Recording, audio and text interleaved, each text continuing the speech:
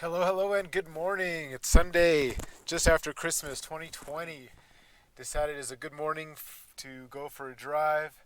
Found a beautiful mountain road here in Southern California, and we're going to get some driving clips. So let's do it.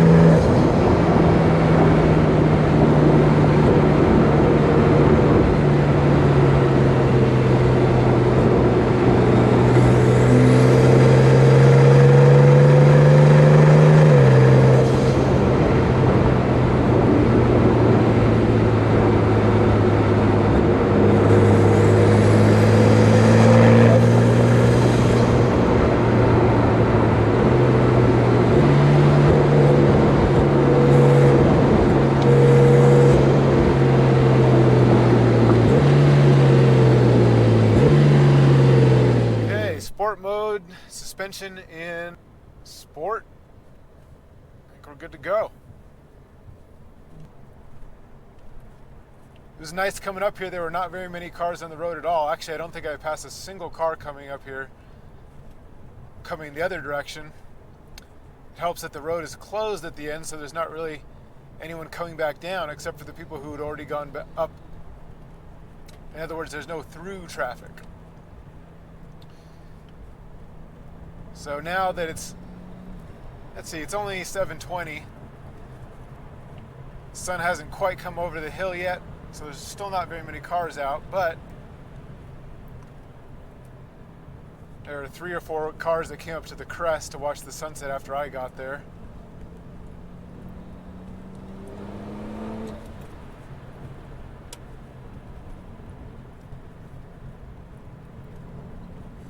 But there wasn't quite enough light that you could push it. It's always a little bit sketchy in the dark. Plus the fact that animals tend to be out more in the dark. This is a really fun road. And this car handles phenomenally. Haven't really had a chance to let it stretch his legs on a good mountain road like this yet.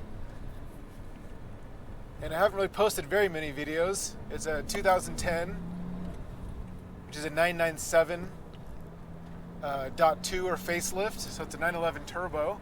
First year of the PDK in the 911 turbo. It's got a few upgrades, intercoolers, tune. Right now I'm on a pump gas setting. I have a higher setting for race gas and methanol injection. But this is just the lowest street map. Makes about 600 at the wheels, so it's healthy. It's about 20 pounds of boost on this map.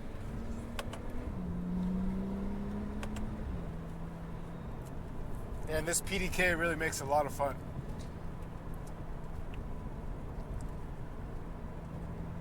Especially when you're trying to push it. This car can do a lot more than my abilities can handle, so I have no problem admitting that. Ooh, tight corner here. It's got 2 modes for the transmission, or 3 modes. One is the just street mode.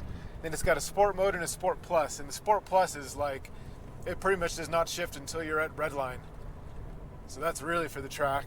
Most of the time I'm just in street mode, but in a road like this, sport mode is great. Not too aggressive, but aggressive enough where it doesn't lug around.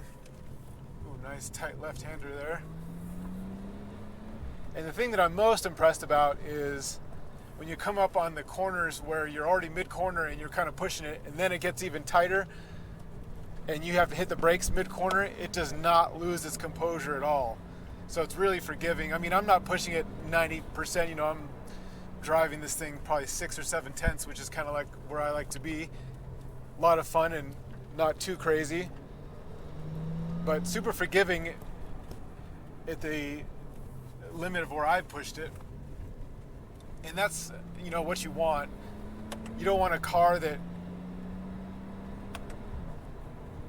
you can push it to the limit, but once you get to the limit, you're just in the ditch. And I don't really have very much road course experience to be able to know cars that well. So anyway, well, I guess what I'm trying to say is that this car has been very, very confidence inspiring. Definitely not a widowmaker, as they call some cars.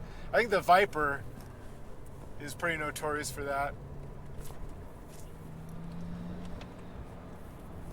I recognize this road. Very cool.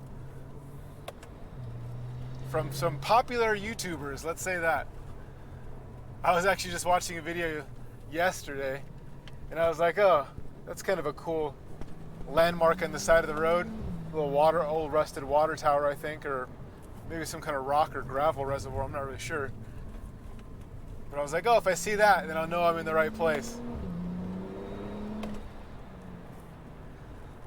So I got a camera here mounted, the one you're listening to me from, on the windshield. And I've got another camera out back. Hopefully it's still there. It's on a suction mount to the rear deck lid. It has a harder time sticking to the bumper because the bumper is plastic, and so it flexes and it loses the vacuum seal. But the deck lid is metal. So hopefully it won't have a problem maintaining the vacuum there.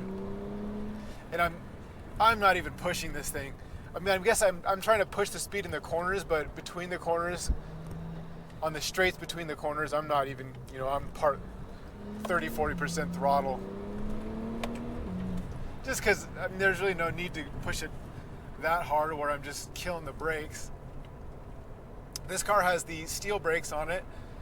My 997.1 6-speed car has ceramic brakes, and I have just enough, I don't know, I guess it's OCD or something, that I just keep thinking about the brakes every time I'm pushing, and I'm like, oh, is something going to happen to these brakes, and I'm going to have to spend $6,000 to replace those carbon ceramic rotors.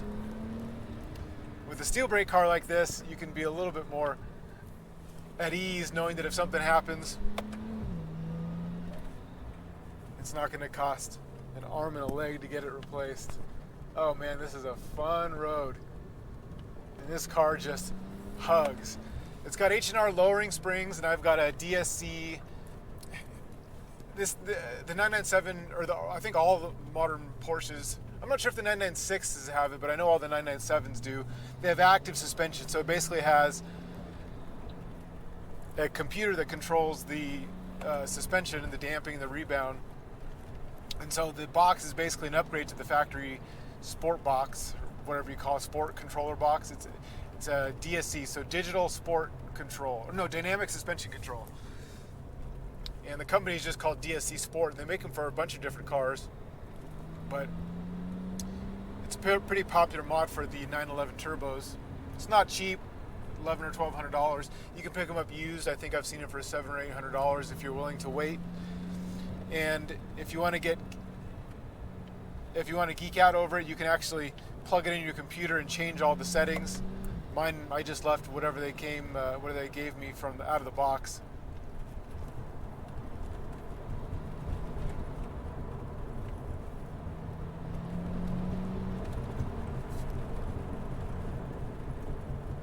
I'm gonna pull over.